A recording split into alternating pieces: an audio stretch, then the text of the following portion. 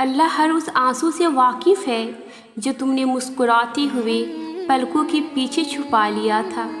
وہ ہر اس دعا سے واقف ہے جس کے لیے ہاتھ اٹھاتے ہوئے تمہارا دل تکلیف سے پھٹ رہا تھا۔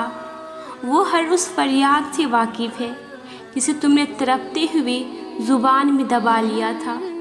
وہ ہر اس صدا سے واقف ہے جب تم نے کرب کے مارے سجدے میں گرتے ہوئے اللہ کو پکارا تھا۔ وہ ان راتوں کی وحشت سے بھی واقف ہے جب سب سو رہے تھے اور تم نے آواز کے خوف سے دردناک چیخ کو ضبط کر کے منہ کو ہاتھوں سے دبا لیا تھا۔ وہ ہر اس لمحے کی اذیت سے واقف ہے جب تمہیں لگا تھا کہ تمہیں کوئی سن نہیں رہا، تمہیں کوئی دیکھ نہیں رہا۔ تب بس وہی ایک تھا جو تب بھی تمہیں سن رہا تھا، دیکھ رہا تھا۔ تم اسے نہیں سنتے لیکن وہ تمہیں ہر گھڑی ہر لمحہ سنتا ہے، وہ سب جانتا ہے۔ بس وہی ہے جو دل کے حال جانتا ہے، بس وہی ہے جو یہ حال بدل سکتا ہے، بس وہی ہے، اس کے جیسا اور کوئی نہیں۔ کبھی کبھار نہ سامنے والا شخص قصوروار ہوتا ہے اور نہ آپ کی غلطی ہوتی ہے، بس نصیب ہی ایسے حالات بنا دیتا ہے کہ جدائی پہ اختتام ہوتا ہے۔ اس کا مطلب یہ نہیں کہ آپ کے مانگنے میں کمی تھی یا اللہ کے سننے میں کمی تھی، یہ آزمائش کا حصہ ہے۔ جس چیز سے محبت ہے کیا اس کے لیے صبر کر پاتے ہو؟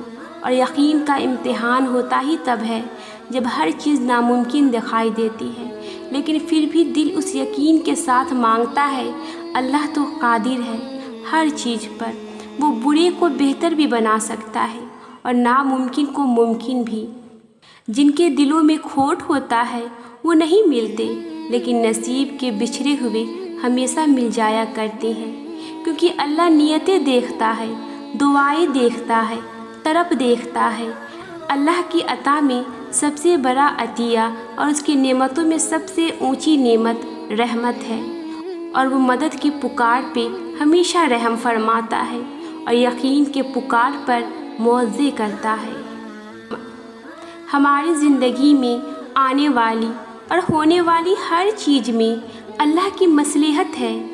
کسی کا زندگی میں آنا یا چلے جانا، راتوں کو اٹھ اٹھ کر رونا یا چین کی نیند سو جانا، ایک لمحے میں ہزاروں یادوں کا بننا اور اگلے ہی لمحے میں ان تمام یادوں کا بکھر جانا، یہ سب اللہ کی رضا سے ہے۔ اللہ جانتا ہے کہ میرا یہ بندہ میری جانب ایک آواز پہ آ جائے گا اور اس بندے کو مجھے تھوڑی سختی سے اپنی طرف لانا ہوگا، تبھی وہ ہمیں زندگی کی ایسی حقیقتوں سے ملواتا ہے کہ ہم ٹوٹ جاتے ہیں، پھر اس کی طرف بھاگے چلے جاتے ہیں۔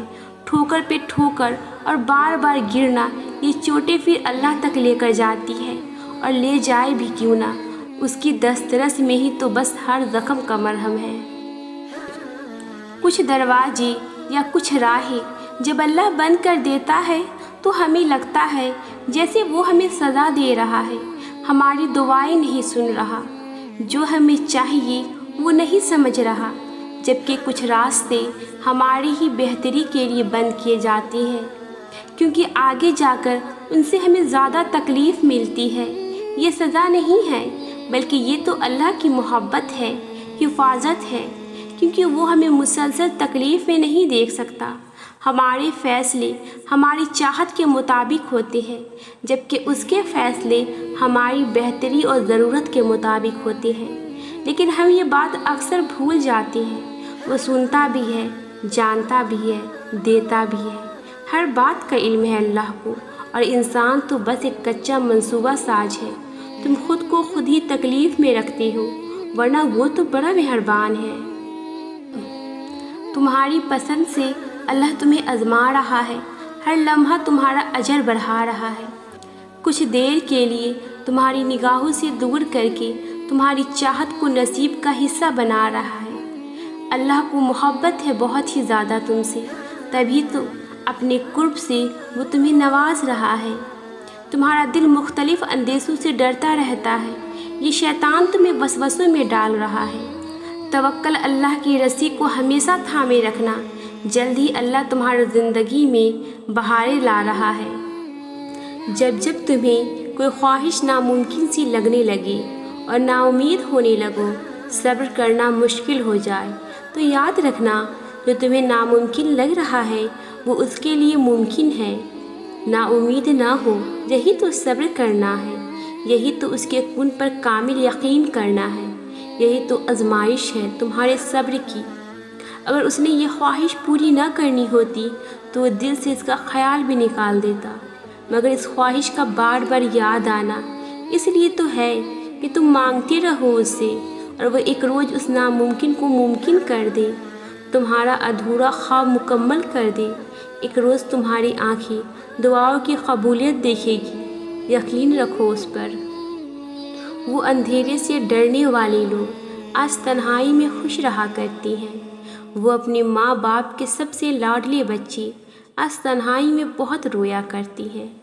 ان کے غموں سے بہت انجان ہے یہ دنیا، کبھی ان کو تنہا دیکھنا یہ کتنا بے بس ہو جایا کرتی ہے۔